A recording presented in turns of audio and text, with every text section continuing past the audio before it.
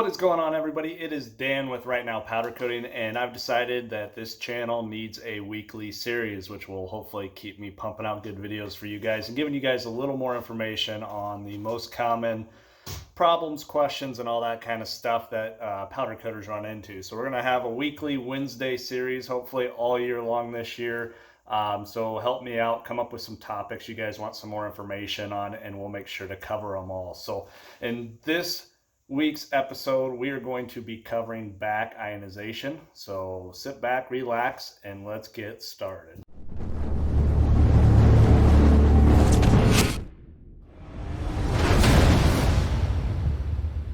All right, so let's get going with this. So basically, you've probably all heard of it, but just to kind of reiterate, what is back ionization? Some people call it starring.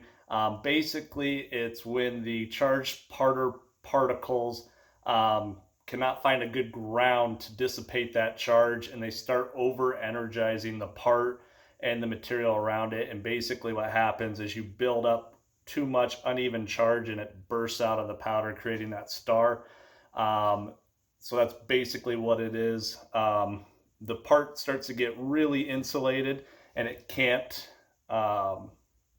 as that powder hits that top surface, it can't dissipate that charge through the part, which is a ground. So it has nowhere to go, so it comes back off, shoots out, creates that big ugly star that all of us hate so much. So we're going to talk about a couple things. We're going to talk about, one, if you're spraying and you see it, how to fix it. Two, if you didn't see it and it goes in the oven, comes back out, how to fix it.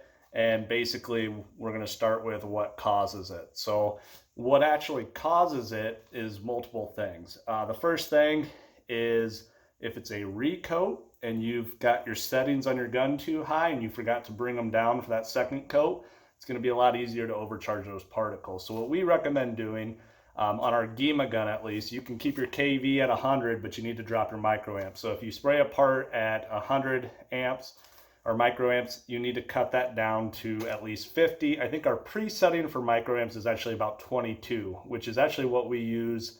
Well, that's for the Faraday setting, excuse me. On recoats, we're somewhere in that 10 microamps range. If you can't control your microamps, you're going to want to bring your KV down. So let's say you shot the part at 85 KV, try and knock that down to like 25. If that doesn't work, bring it down as far as you can and just try it out. I know a lot of the recoats we do, we use our PCC mode on our gun, and we actually can bring that down to like 5, 4, and that tends to help us a lot. So that's if you're seeing it and you're powder coating and you want to figure out what you can do to avoid it in the future. The other thing is gun to part distance is huge. If you are too close to your part, the thumbnail on here, the operator sprayed right on the part and it just back ionized like crazy. But he had to do it to get in there because his gun wasn't good enough to do it without it. But if you get that gun, normally we want to be about 6 to 8 inches. You need to back up even more, about 8 to 10 inches on a recoat, which will keep that charge from penetrating to the powder on the part and causing it to want to come back off. So that is a big deal. That's the number one thing I see newbies do, is they'll get the gun too close and it will just back ionize all over the place. Basically, the ground's a big issue too. If you're not getting a good ground of the part, you can't dissipate that charge. It'll build up quicker and you'll have back ionization. So to avoid it, obviously you want to keep that gun back. You want to lower your KVs, all that kind of stuff. If you have the capability, I don't know if we've talked about it much, but there's a corona ring or an ion collector ring that you can put on a lot of these guns. And basically it's just a grounded ring that goes around the tip.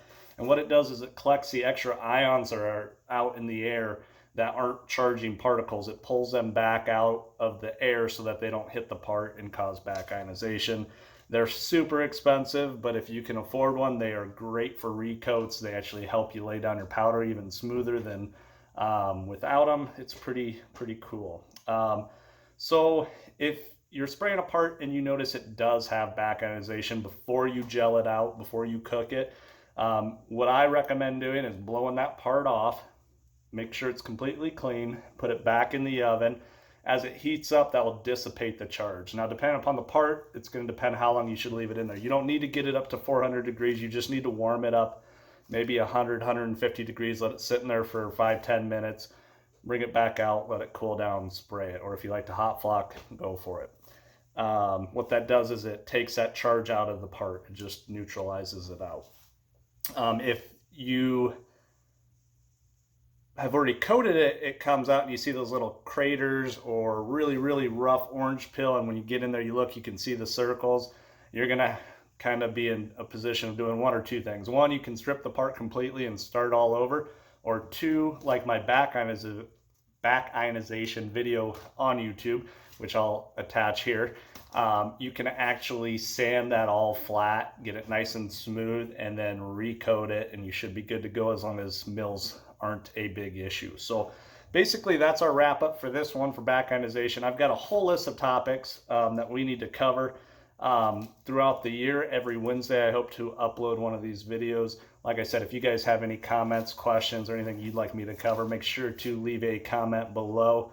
A lot of you guys email me, but if I can come back to these videos and look at what you guys want to see, that's a lot easier than tracking. I get so many emails, it's hard to keep track of it all. So as always, make sure you subscribe, give us that thumbs up, and we will catch you on the next Wednesday Wisdom. I just named it just now. That just happened. You just saw it. I named it. We'll see you next time.